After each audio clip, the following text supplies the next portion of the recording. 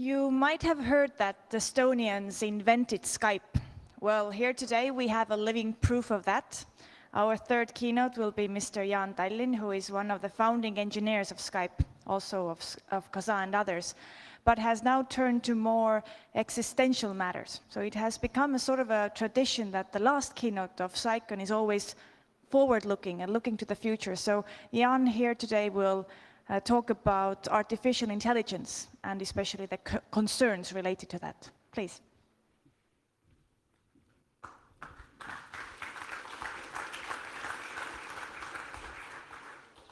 Thank you, and good afternoon. Imagine a giant spaceship, a ship that's so big that it can carry entire humanity. And in fact, although the construction is not finished yet, the boarding has already begun, and our children are already on board. And everyone's excited about the upcoming trip. Now there's something is not quite right with this thing. The construction is consuming billions of dollars and millions of man-hours each year. Yet there's a small group of people desperately trying to point out that this project has a problem. You see, nobody is working on the steering mechanism. Of course, these people are ignored. After all, this is the biggest project humanity has undertaken, and so why we should listen to a handful of dissidents. Also, the engineers are quick to explain why working on steering is a complete waste of time. For instance, one large group is claiming that this thing is never going to take off anyway, at least not in the next 300 years. Another group asserts that steering is trivial. Once we had really powerful engines, the spaceship will automatically go where we want. Or, at the very least, we can easily improvise the steering mechanism after the takeoff. Third group explains that controlling this thing is impossible in principle, so why would we waste precious resources on that? There's also a handful of people, handful of engineers, who argue that making the spaceship to take off is our ultimate mission, so caring about the payload safety is just backward and selfish.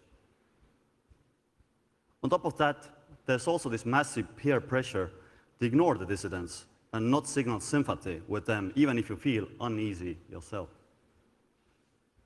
Now, all these answers, while contradicting each other, have two things in common. First, they are excuses why nothing needs to change. And second, they try to hide an embarrassing fact. The embarrassing fact is that the spaceship project simply forgot. They forgot about the steering bit. What I just described was a metaphor for the state of AI research just a few years ago. Of course, metaphors are never precise, so they have to be taken with a grain of salt. That said, this particular one is surprisingly illuminating. Let me count the similarities. First, the moment when AI exceeds human-level intelligence is often referred to as takeoff. And people debate whether the takeoff is going to be hard, that is, too quick for society to react, or soft. Second, the takeoff is going to affect everyone, especially the children, because they are closer to the future, so to speak. The potential impact of AI takeoff is often compared to those of the agricultural and industrial revolutions, or sometimes even to the invention of brains by evolution. Third, just like rocket takeoff, designing robust AI takeoff is a hard engineering problem. Quoting AI risk researcher Eliezer Yudkowsky, aligning superhuman AI is hard to solve for the same reason a successful rocket launch is mostly about having the rocket not explode, rather than the hard part being assembling enough fuel. Fourth, it looks likely, or at least plausible, that we'll only get one chance to get this right. If the takeoff catches us unprepared, the result might be a disaster of cosmic proportions. Quoting Eliezer Yudkowsky again. If you want a picture to symbolize what we are worried about, don't imagine a picture of the Terminator robot with glowing red eyes. Imagine a picture of the Milky Way with a 30,000 light-year diameter sphere capped out of it, centered on Earth's former position. Fifth, over the decades, there have been hundreds of billions of dollars and billions of man-hours spent on making the metaphorical engines more powerful. The AI is now smarter than humans in many domains. Yet the talent and budget that humanity has spent on the steering mechanism, that is, making AI more predictable and controllable, can be rounded to zero. Sometimes I compare it to the fact that we have spent less on it than we spent annually on tobacco advertising. Sixth, if you asked AI researchers a few years ago about the control problem, you got all these conflicting answers. It really felt like this Dire Straits song. Two men say they're Jesus. One of them must be wrong. Seventh, there were a lot of peer pressure to not talk about the AI control problem. You can still witness that pressure when you watch panel presentations where AI researchers sit next to each other. It takes them real effort to acknowledge the issue when their colleagues are around. That peer pressure is also a sufficient explanation why recent AI risk discussion was started by people outside the AI research community. It takes a boy to point out that the king is naked. My favorite evidence of the peer pressure, though, was when two AI researchers, who I know were very, very concerned both about the AI control issue, were surprised to find each other at an AI risk conference. Before that, coming out of the closet moment, they had been working together for 9 years as a student and supervisor pair at a world-leading university. Finally, here's a quote. Let us now assume, for the sake of argument, that these machines are a genuine possibility, and look at the consequences of constructing them. It seems probable that once the machine thinking method has started, it will not take long to outstrip our feeble powers. At some stage, therefore, we should have to expect the machines to take control. Who said that and when? The father of computer science, Alan Turing, in 1951. Here's another one. If we use, to achieve our purposes, a mechanical agency with whose operation we cannot interfere once we have started it, because the action is so fast and irrevocable that we have not the data to intervene before the action is complete, then we had better be quite sure that the purpose put into the machine is the purpose which we really desire, and not merely a colorful imitation of it. Who said that? The father of cybernetics, Norbert Wiener, in 1960. Not to mention the famous sentence by Turing's colleague, I.J. Good, about the ultra-intelligent machines being humanity's last invention. This gets quite a lot recently. So yes, the entire field simply forgot.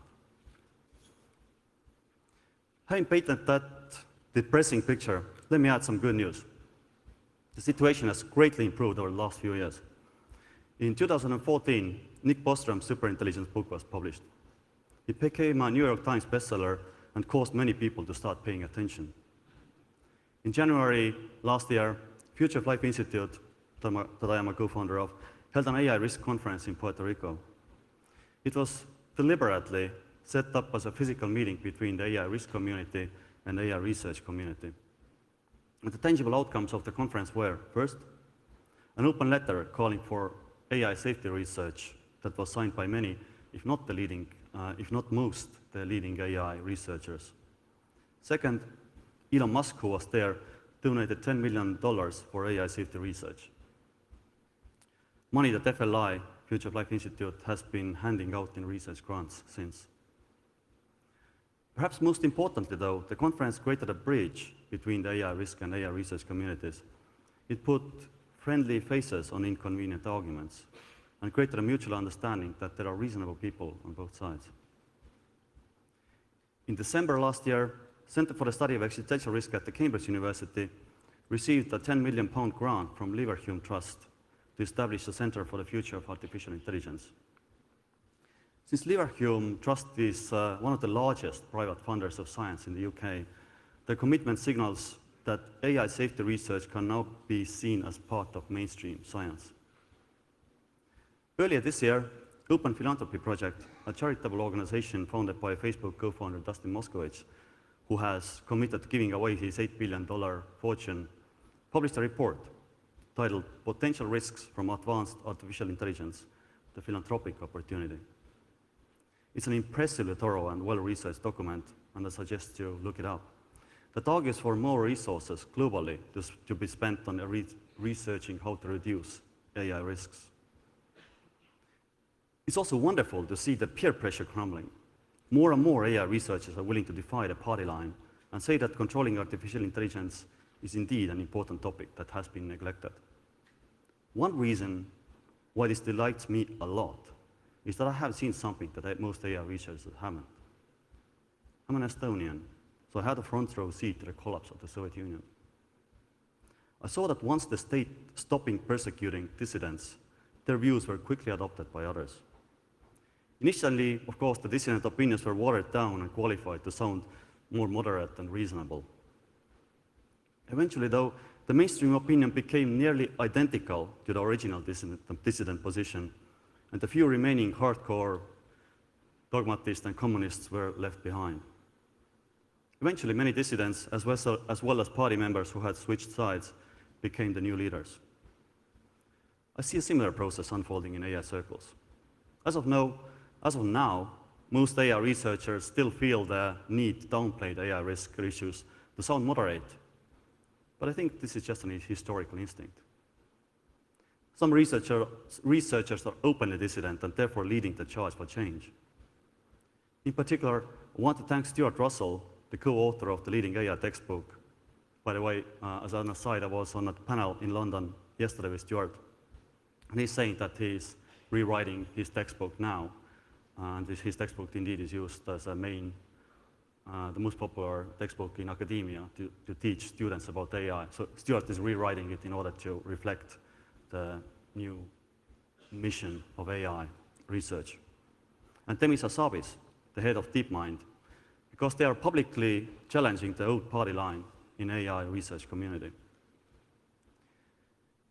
If the collapse of the Soviet Union is any indication, we're just a couple of years away from the point where AI risk topic is considered a natural part of the mainstream discourse. Finally, and most excitingly, we're starting to see first fruits from the research. For instance, AI risk researchers have recently published papers about how to make reinforcement learning agents not care about being turned off. And reinforcement learning is one of the most popular approaches to AI these days. And also how to avoid wire-heading failure mode, where the agent takes over its own reward mechanism. There are also some fresh technical results about how to teach machine learning systems to understand and do what we want, instead of maximizing a naive goal function that programmers might have given it. So using our spaceship metaphor, some engineers are already designing and testing various components that might be needed for the steering mechanism. Of course, unfortunately, all these positive trends are facing massive challenges still. For instance, even though there's an attitude shift underway in AI research community, it's not clear yet how to make AI research an integral part of the field. As Stuart Russell puts it, if you ask an engineer to build a bridge, making sure that the bridge doesn't fall down is kind of considered part of the task. You don't hire bridge ethicists to look over the shoulder of the bridge engineers to make sure that they actually, have governments to take that responsibility. No, it's a responsibility of the engineers to make sure that the bridge doesn't fall down. But quoting Holden Garnowski from the Open Philanthropy Project, he said, "Ideally, I'd like to see leading AI researchers in AI and machine learning play leading roles in thinking through potential risks, including the associated technical challenges. Under the status quo, I feel that these fields, culturally and institutionally, do not provide much incentive to engage with these issues." Stuart Russell likes to point out the that just like nuclear fusion research is now almost entirely about containment and no longer about increasing the power, we need to also redefine the fundamental mission of AI research to be about creating value-aligned systems, not just increasingly competent systems. Of course, another source of constant frustration is bad journalism. Because the media is incentivized to maximize the number of clicks, it often produces shallow articles with sensational headlines like, and this is an actual headline, "Terminator Center to open at the Cambridge University."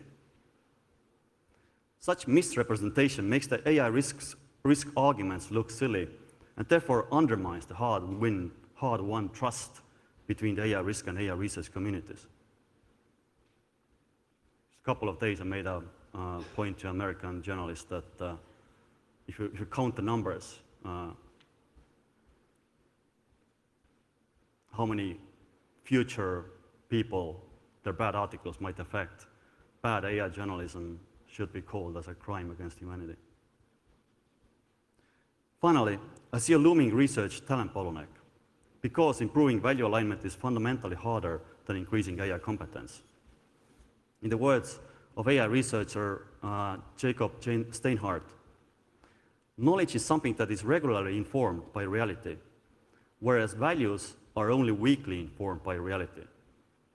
An AI which learns incorrect facts could notice that it makes wrong predictions, but the world might never tell an AI that it learned the wrong values. We need many more smart researchers to work on the AI value alignment. Some scientists go even as far as to advocate genetically enhancing humans for that very purpose. Overall, I'm actually optimistic. Even though humanity lost about 50 years by forgetting about AI risk, the recent progress gives us hope that we can catch up in the remaining time. There might even appear commercial incentives to work on the value alignment.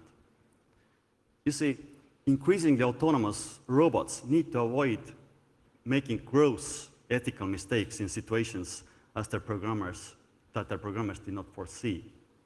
Again, as Stuart Russell says, the day that some domestic robot decides to cook a cat will be a very bad day for the robotics industry indeed. I'm also sure that the media will improve once people become better at recognizing and calling out bad AI journalism. Hopefully also talks like this will help. Last but not least, I'm really encouraged by the amount of interest among young people. In my experience, people under 30 seem to be very likely to understand and appreciate the AI risk issue. 80,000 Hours, a career guidance site for effective altruists, reports that the AI risk researcher profile is now their most read career guide. In conclusion, imagine the giant spaceship again. 50 years in the making, children already on board, tens of thousands of engineers improving the engines and adding the fuel, and a tiny but a growing group working on engineering or on the steering. When will the ship take off? Will the steering mechanism be ready in time? Will the takeoff be hard or soft? Will this thing simply explode? And if everything works out, will it take us to somewhere nice? No one knows yet. Luckily, human engineers have been able to construct reliable spaceships before, rockets that take off safely and fly where we want them to. Hopefully, we can pull it off again with this metaphorical spaceship, because the stakes have never been higher. Thank you.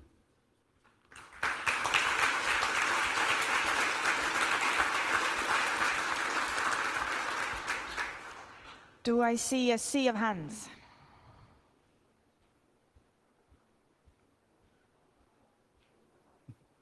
Not even one question. Probably you're so mesmerized by the concerns related to artificial intelligence. So let me ask, you said that you're overall optimistic regarding artificial intelligence and the future. Where do you think we are in, let's say, 20 years? What will the situation be? Will there be control mechanisms developed? Will the research community support more this, your view? I mean, as far as I can tell right now, yes. This trends. I mean, sometimes people ask me, like, what is the probability of actually making it through the century. My co-founder at the Cambridge Centre of the Study of Existential Risk, Martin Rees, Royal Astronomer of Britain, he gives 50-50 chances for humanity. And I'm like about the same level, but I think the chances are, it's kind of, it depends, like, are you going to look at the sort of the default outcome, or will you also consider the good trends that steer us away from the default outcome, which I do think is a disaster. So if you don't consider the good trends, then the outcome is almost a certain disaster in my view. But there are indeed like very strong trends. Unfortunately, they are like fairly young, just less than 5 years old, so it's kind of hard to be confident that they will continue in the right direction. Just like when the Soviet Union was collapsing, like it was very hard to be confident that these trends will actually take us in the right direction. Luckily, they did. Thank you. No more questions, and this is a gift from us to you, a gardening Terminator. Thank you.